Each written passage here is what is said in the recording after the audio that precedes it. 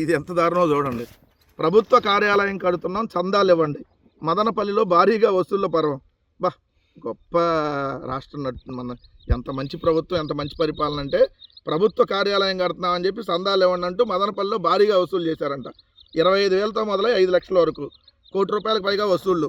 టార్గెట్లు పెట్టి మరీ దండుకున్న వైనం. డబ్బులే కాదు, నిర్మాణ సామాగ్రి కూడా. చిన్న వ్యాపారులపై మోయలేని భారం. రాష్ట్ర ప్రభుత్వానికి పలువురు ఫిర్యాదు. ఆ తర్వాతే ఆ శాఖ దందాకు బ్రేకు.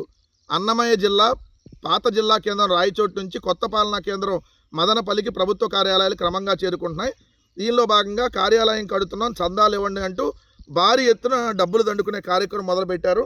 తమ కేటాయించిన భవనానికి ఆ శాఖలో మరమ్మతులతో పాటు అదనపు నిర్మాణాలు చేస్తున్నాం, డబ్బులు ఇవ్వండి అని చెప్పి మొత్తంగా వ్యాపారస్తుల నుంచి అందరి దగ్గర వసూలు చేశారంట. ఇప్పుడు సీఎంఓ సీరియస్ అయిందంట.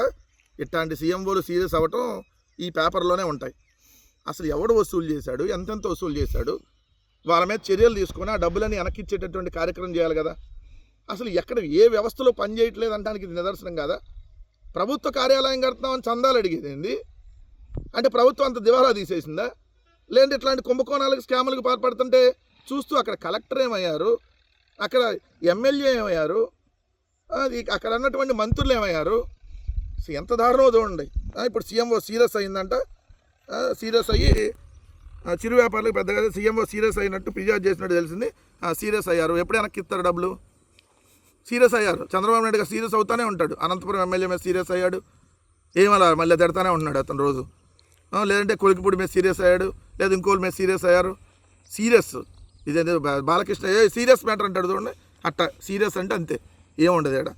సో ఎంత దారుణమైన దందాలు నడుస్తుంది అనడానికి ఇది నిదర్శనం కాదా?